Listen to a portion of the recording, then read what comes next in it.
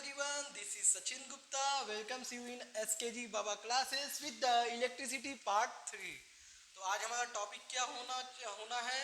तो आज हमारा जो टॉपिक होना है वो है heating effect of electric current, या तो मैं इसको ऐसे ही बोल सकता हूँ heating effect due to electric current. Electric current की वजह से जो हीटिंग होती है उसके बारे में हमको आज स्टडी करनी है।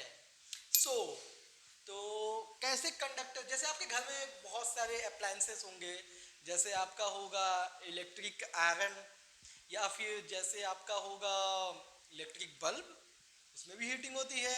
या फिर आपको जब ठंड लगती है तो आप रूम हीटर ऐसे लगा के और ऐसे अपना दोनों हाथ दिखाते हैं उस पर, क्योंकि उसमें से हीट आती है और आपको भी गर्म रख देती है वो चीज़। तो आज हमको इसी बारे में पढ़ना है कि जब आप इलेक्ट्रिसिटी देते हो तो उस कंडक्टर में, उस अप्लायंस में हीट क्यों जनरेट हो जाता है, why heat develops. So today our topic is heating effect of electric current. Suppose करो मैं एक वायर बना रहा हूँ ऐसे, थोड़ा बड़ा बनाया था, इसको मैं बड़ा बना दिया ऐसे। ये वायर है, मान लेते हैं ये कॉपर का है।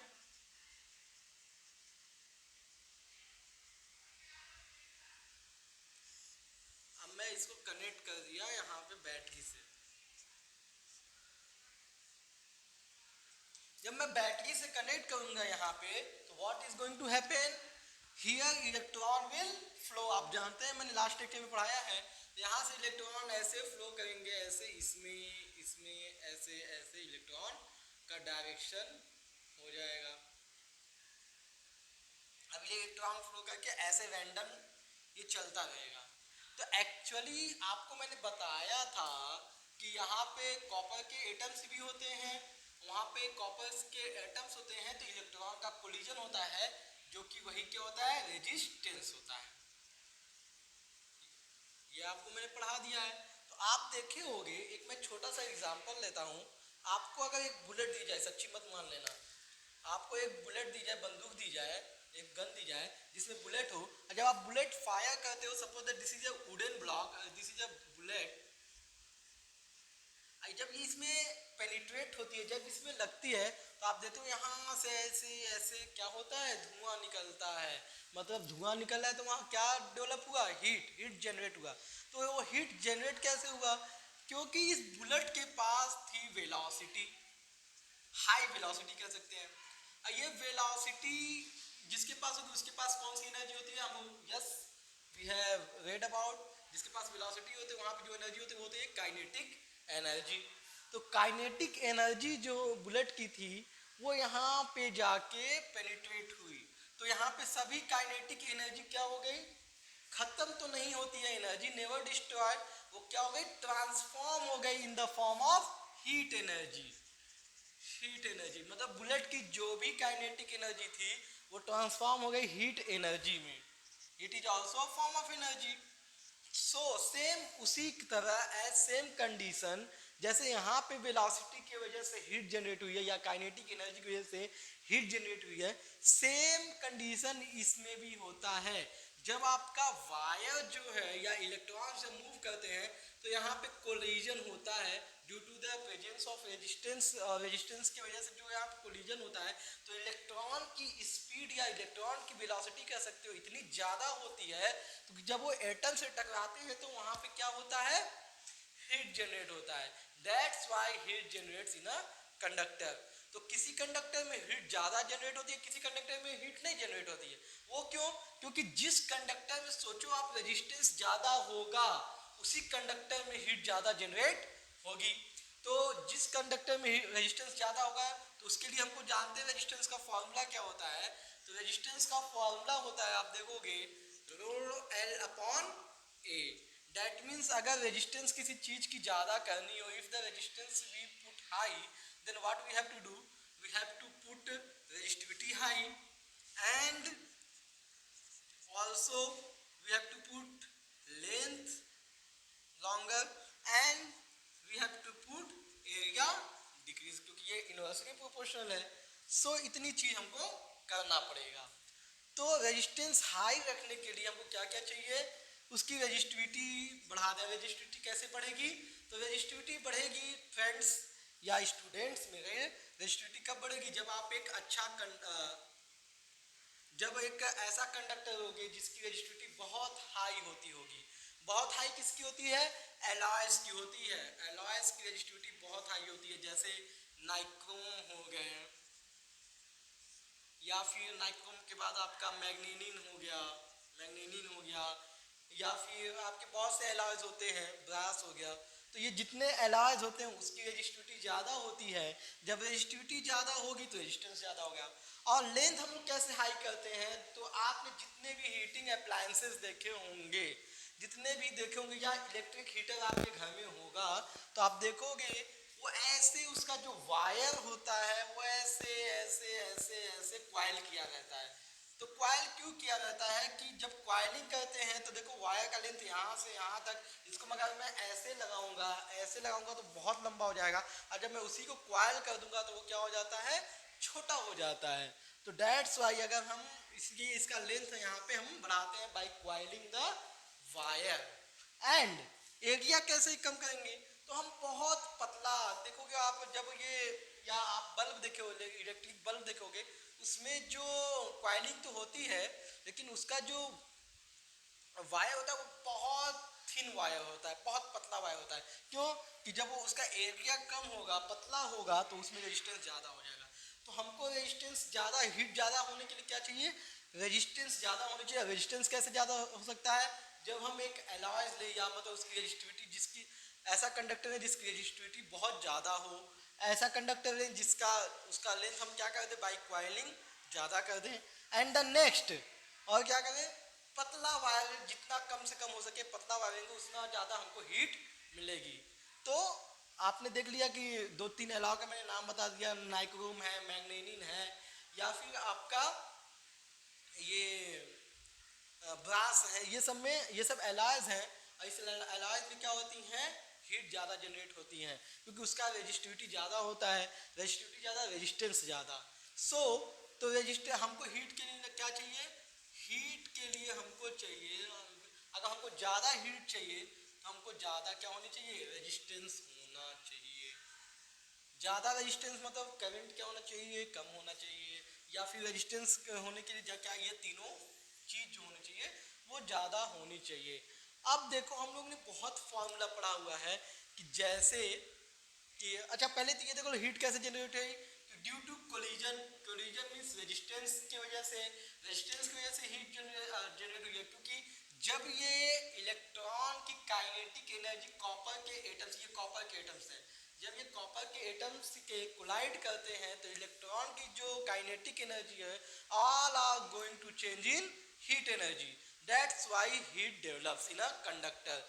अब वो कंडक्टर में हीट कैसे जनरेट होगा? जब उसका रेजिस्टेंस बहुत हाई होगा। अब रेजिस्टेंस हाई होने के लिए ये तीनों चीज हमको बहुत ज्यादा चाहिए। ओके, तो जैसे हमने, अब आपको पता चल गया हीट कैसे जनरेट होगी, क्योंकि ये इलेक्ट्रॉन जो है यहाँ पे कोलिजन करता है, उसकी भी काइनेटिक एनर्जी बदल जाती है हीट एनर्जी में। सो अब हमको क्या चाहिए? कि हीट का फॉर्मूला चाहिए। हीट का फॉर्मूला कैसे बनाएंगे? जैसे कि हम लोगों ने पढ़ा है V equal to W by Q, I is equal to Q upon T. तो हीट का भी फॉर्मूला होता है। तो एक्चुअली हीट क्या होता है, देखो अभी मैं बताता हूँ आपको। Actually what is heat? Heat is a form of energy. ये एक एनर्जी होती है। जब ये एनर्जी होगी तो energy is what is energy? Energy is ability to do work. अब ये तीनों चीज आप याद रखना। अब हीट का देखो इसी से फार्मूला बनेगा। हमने पढ़ा है V is equal to what? W by Q। तो what is equal to W? W is equal to V Q। W is equal to VQ. What is W? W is energy. Energy is heat. So what we can write? Heat is equal to VQ. ये आपका heat का पहला formula बन गया। Heat के मैं अभी बहुत फॉर्मूले बनाऊंगा। फिर आपका हीट का फर्स्ट फॉर्मूला बन गया। अभी इसमें आपको पता है क्योंकि आप वैल्यू निकाल सकते क्या होता है? Q इज इक्वल टू, जैसे I इज इक्वल टू होता है Q अपॉन T, तो Q is equal to I T हो सकता है कि नहीं हो सकता है? Friends put the value. तो second formula H is equal to At the place of Q, what we can write? IT. So the V is equal to H is equal to VIT. This is the second formula of heat. And the third formula what? जब यहाँ पे suppose that मैं V की value V is equal to by the Ohm's law क्या होता है? V is equal to I R. So अगर मैं यहाँ पे V इज इक्वल टू क्या लिख दूँ? I into R. और यहाँ पे I पहले ही होता है और T that is I into I square R T. बहुत important formula. This is the most important formula of the heating effect. ये क्या हो गया? I square R T. That means heat generates in conductor. Heat generates in conductor is directly proportional to current, directly proportional to resistance, and directly also proportional to time square.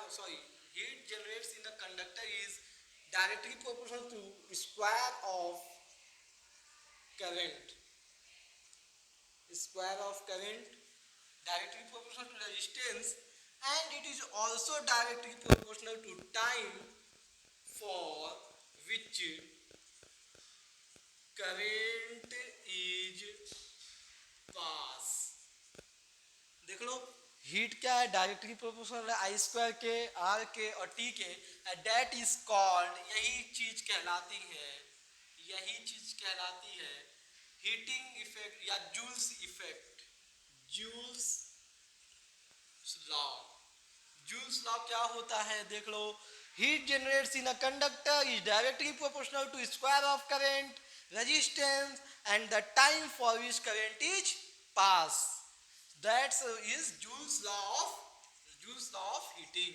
तो कोई भी आपसे Joule's law of heating पूछेगा, Joule's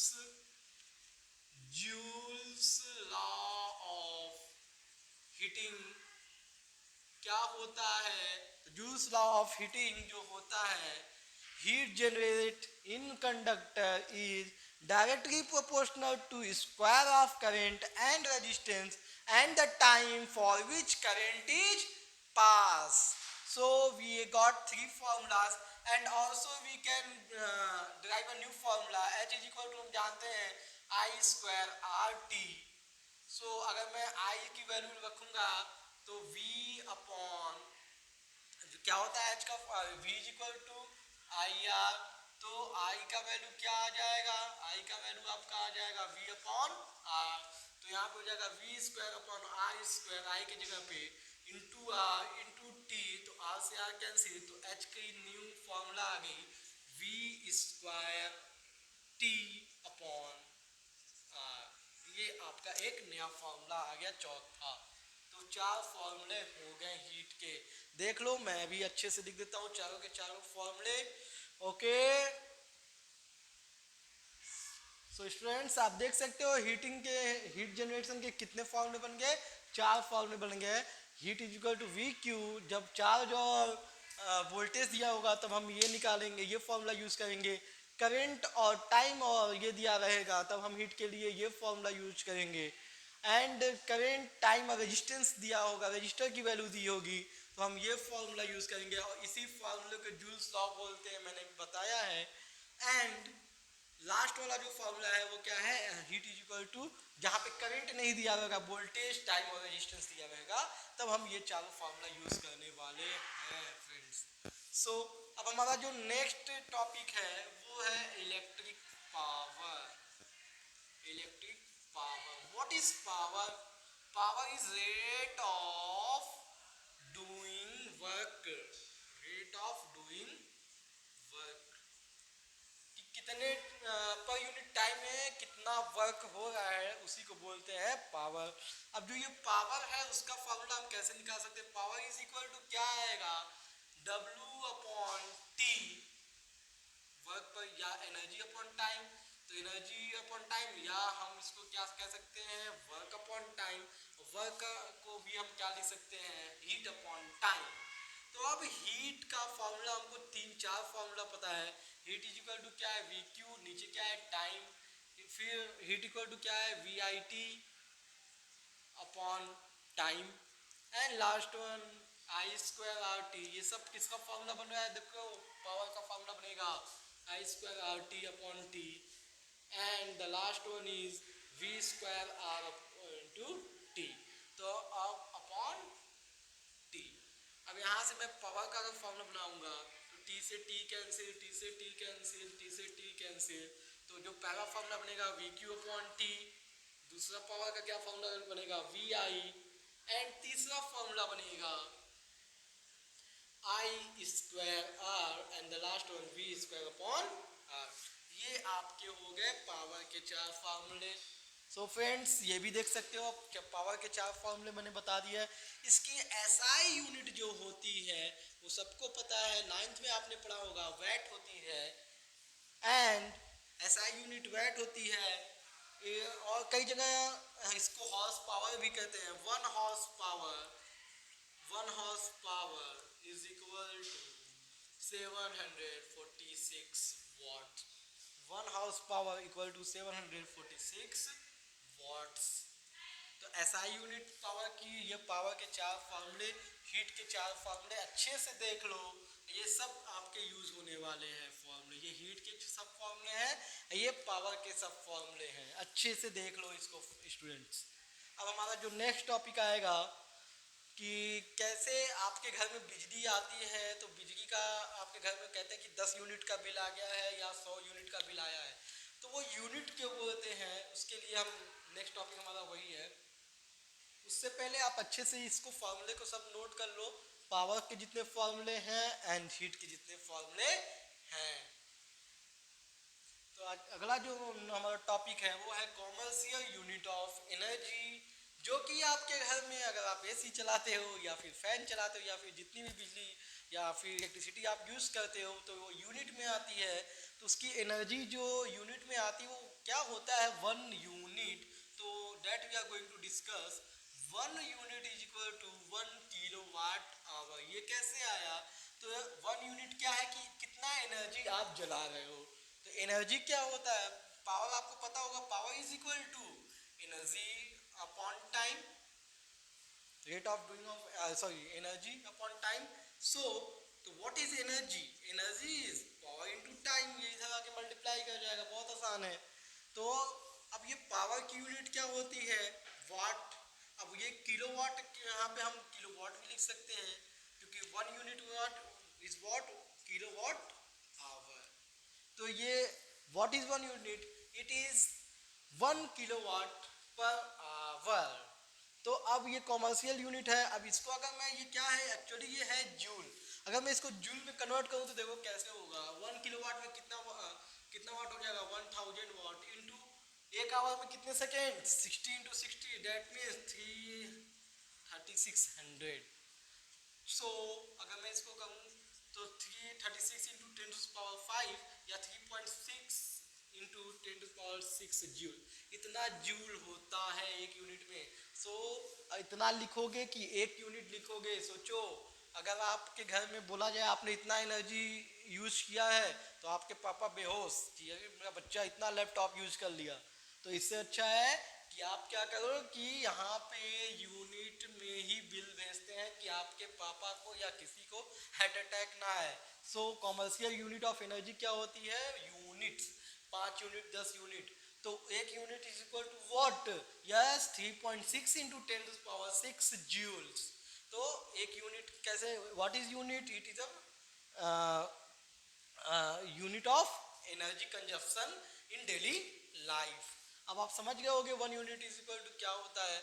तो उसके लिए अब आप घर पे निकालना कि कैसे निकालते हैं, कितना आपने, पहले तो ये देख लेना कितना आपका अप्लायंस जल रहा है, कितने कितने वाट का, कितने देरी तक, और उसको निकालोगे तो आपका एनर्जी कैसे निकालोगे कि जितना टोटल पावर होगा, कितना घंटा चल रहा है टोटल निकाल देना, और उसको कन्वर्ट कर लेना किसमें, यूनिट्स में, इससे डिवाइड करके। सो आपका निकल जाएगा कितना यूनिट आप बिजली कंज्यूम कर रहे हो। अब उसका रेट भी निकाल सकते हो। अगर 1 यूनिट का दाम 10 रुपये है तो जितना यूनिट आपने जलाया उससे 10 से मल्टीप्लाई कर सकते हो, तो आपका ये निकल जाएगा कि कितना आप चार्ज देना है आपकी बिजली जितना यूज कर रहे हैं। ओके, तो अगला जो हमारा टॉपिक है हीटिंग अप्लायंसेस के बारे में, जो कि आपके टेक्स्ट बुक में दिया गया है। क्या दिया गया है टेक्स्ट बुक में? Electric iron, electric bulb. Bulb कौन सा? बल्ब आपका CFL नहीं, वो दूसरे कंडीशन पे चलता है। जो वो येलो वाला बल्ब होता है, पहले बहुत जो पहले चलता था येलो वाला बल्ब, वो वाला जो 100 वाट का आता था ऐसे ही जलता था, उसके बारे में हमको स्टडी करनी है। तो we are going to start our next topic. So our next topic is reading about, yeah, study about heating appliances. These are the three appliances: electric iron, electric bulb and electric fuse. सबसे पहले electric iron के बारे में study करते हैं। तो आपने देखा होगा ये ऐसे इसकी कुछ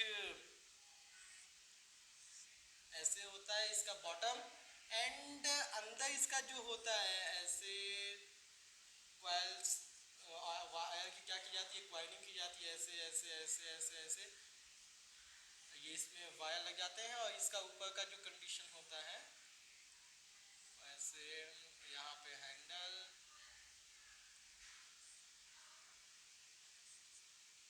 यहाँ पे हैंडल्स होते हैं, और ये ऐसे ऐसे थोड़ा ड्राइंग में कमजोर है, देख लेना।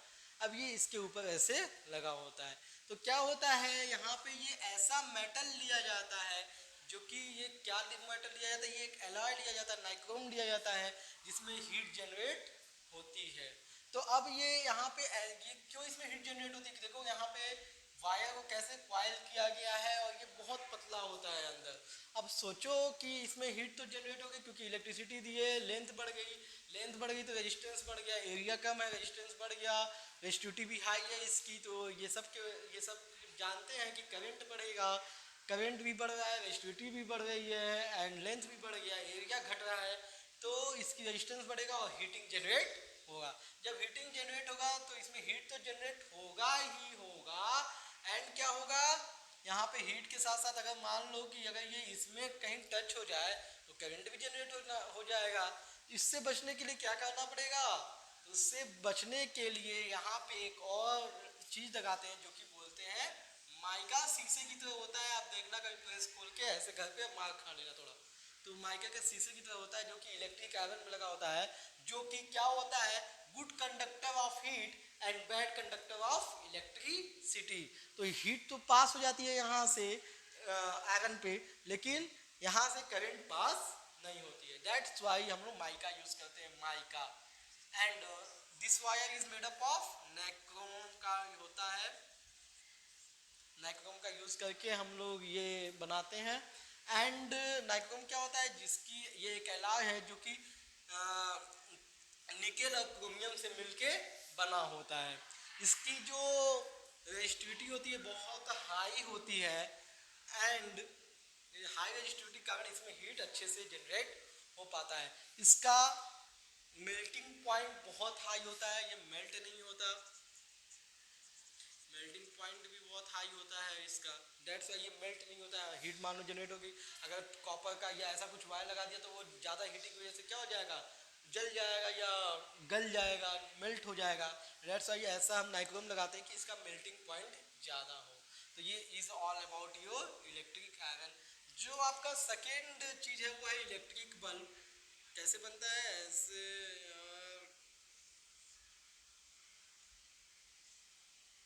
थोड़ा गलत बन रहा है, या ऐसे बना देते हैं, यहाँ से आप करंट पास करवाते हो, ये हो गए आपके,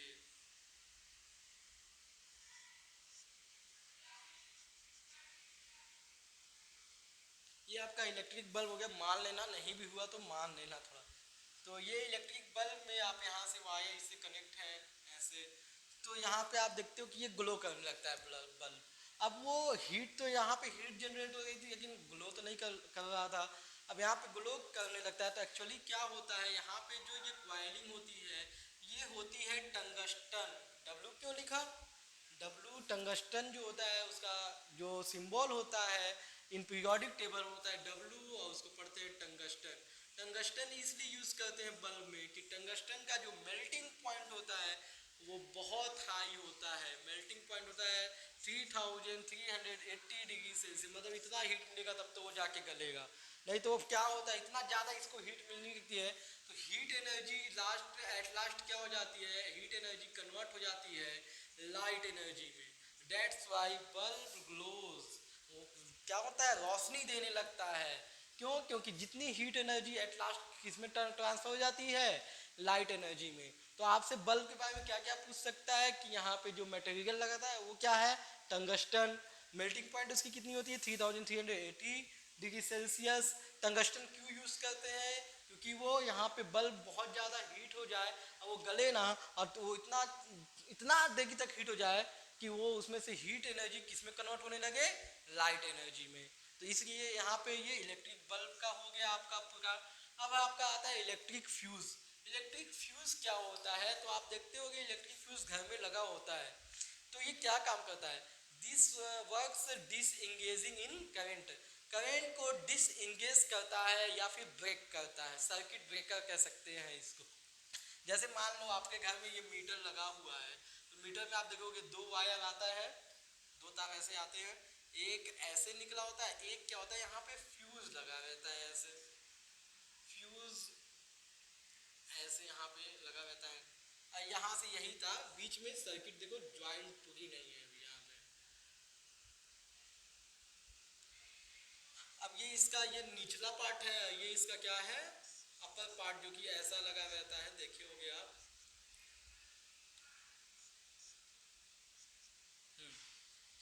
अब इसमें एक वायर लगी होती है, और जब ये इसको हम ऐसे ही डालेंगे तो जाके ये सर्किट कंप्लीट हो गया, और ये अलग अलग जाके यहाँ पे अप्लायंस में कनेक्ट हो जाते हैं। वो हम लोग नेक्स्ट चैप्टर मैग्नेटिक इफेक्ट में पढ़ेंगे। लेकिन अब ये फ्यूज का काम क्या होता है, एक्चुअली देखो फ्यूज का क्या वर्क होता है कि जब मैं यहाँ पे इसको लगाऊंगा तो ये सर्किट क्या हो जाएगी, कंप्लीट। लेकिन आप डायरेक्ट भी तो लगा सकते थे, क्यों नहीं लगाए, क्योंकि भाई ये जो मैंने वायर लगाया वो बहुत पतला होता है, जो किसका बना होता है, लेड का, प्लम्बम। लेड का साइंटिफिक नेम क्या होता है, प्लम्बम। डिनोट करते हैं पीबी से, लेड। जो लेड का बना होता है ये वायर, इसकी मेल्टिंग पॉइंट बहुत लो होती है, melting point is very low. तो ये क्या होता है, सपोज दैट कभी बहुत ज़्यादा फ्लक्चुएट हुआ वोल्टेज, आंधी आ गई या फिर कुछ ऐसा हो गया, नेचुरल कैलामिटीज़ हो गई, तो आप देखते हो कभी आपका वोल्टेज कम ज़्यादा होने लगता है। जब वोल्टेज फ्लक्चुएशन होता है तो ये जो सर्किट इसमें लगी रहती है तो वोल्टेज बढ़ जाता है। मान लो वोल्टेज बढ़ गया, जब वोल्टेज बढ़ेगा तो जाहिर सी बात है करंट बढ़ेगा। करंट क्या होता है, जूल्स लॉ से हमने पढ़ा है कि heat is directly proportional to square of the current. जब करंट बढ़ेगा तो हीट भी क्या हो जाएगी, ज़्यादा होगी। तो ज़्यादा हीट अगर मैं ये वायर नहीं लगाता, नॉर्मल वायर लगा देता, तो सभी हमारे जो अप्लायंस कनेक्ट रहते हैं इससे, यहाँ पे सर्किट ब्रेक नहीं होती है, वो करंट फ्लो कर जाता है, बाकी हमारे जितने अप्लायंस होंगे वो क्या हो जाएगा, जल जाएंगे, बर्नआउट हो जाएंगे। मतलब ऐसे नहीं जल जाएगा, मतलब वो डैमेज हो जाएंगे। तो उसको बचाने के लिए क्या यूज़ करते हैं, फ्यूज़। हम लोग फ्यूज़ इसलिए यूज करते हैं कि जब ये यहाँ पे सर्किट, जब यहाँ पे करंट ज़्यादा हुआ तो करंट ज़्यादा हुआ, ये सर्किट यहाँ से अपने आप पिघल जाएगी और सर्किट क्या हो जाएगा, लेड की मेल्टिंग पॉइंट लो होती है तो ये पिघल जाएगा और सर्किट ब्रेक हो जाएगा। तो हमारा जो जितने भी डिवाइसेस हैं घर में लगे हुए वो सब क्या हो जाएंगे, बच जाएंगे। तो that is the all about your 3 appliances of electric, electric iron, electric bulb and electric fuse in from your text book. और इससे ज़्यादा नहीं है आपके टेक्स्ट बुक में।